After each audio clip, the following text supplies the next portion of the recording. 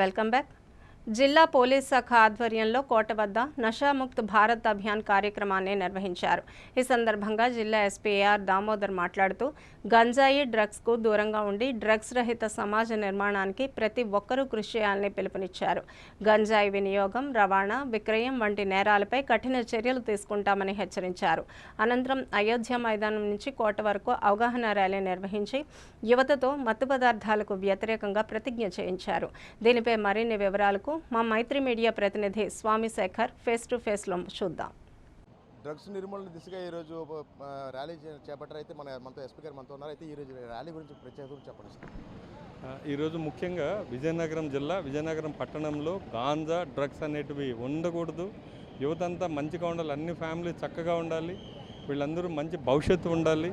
అలాగే గాంజా తాగితే నష్టాలు ఏంటివి, అలాగే వాళ్ళ యొక్క ప్రవర్తన ఏ విధంగా ఉంటుంది, వాళ్ళు వెళ్తున్నటువంటి గాంజాకు అలవాటు ఉన్నటువంటి వ్యక్తి రోడ్ల మీద వెళ్ళే వాళ్ళని ఒక సైకోలాగా బిహేవ్ చేయటం, అందరిని కొట్టడం, ఉమెన్ పట్ల అసభ్యంగా ప్రవర్తించడం లాంటి పనులు చేస్తుంటారు. ఇలాంటి వాటికి చెక్ పెట్టాలనే ఉద్దేశంతో గంజా పట్ల అవగాహన కల్పించాలి.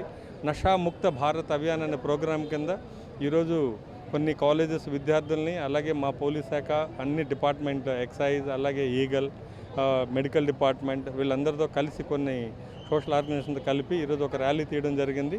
యువత అంతా దీనికి దూరంగా ఉండాలి, లేకపోతే ఫ్యామిలీస్ సఫర్ అవుతాయి.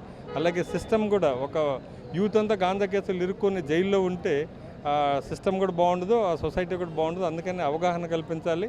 అలాగే సేమ్ టైం ఎన్ఫోర్స్మెంట్ ఎవరైనా తప్పు చేస్తే జైలుకు వెళ్తారు.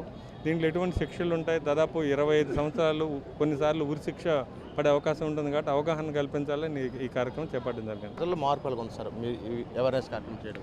గాంజా ఒకప్పుడు బాగా ఉండేది, ఇప్పుడు చాలా మినిమం ఎక్కడో తెలియని వాళ్ళు 1 or 2 కేసెస్, బాగా తగ్గే కేసెస్ కూడా దాదాపు ఒక 30 to 40 మెంబర్స్ మేము విజయనగరం టౌన్ మీద కాన్సన్ట్రేట్ చేస్తాం. స్పెషల్ టీమ్స్ గాంజా యువకులు కానివ్వండి, ఎక్కడన్నా కాలేజెస్లో బయట వాళ్ళు వాడుతుంటే ఐడెంటిఫై చేసి వాళ్ళని జైలుకి పంపే కార్యక్రమం పెట్టాం. ఇప్పుడు అది బాగా తగ్గింది, ఎక్కడ ఆ ఇష్యూ అయితే లేదు విజయనగరంలో. ఇంకా అవగాహన కల్పించాలని ఈరోజు ఈ యొక్క ర్యాలీ అవగాహన సదస్సు. Thank you.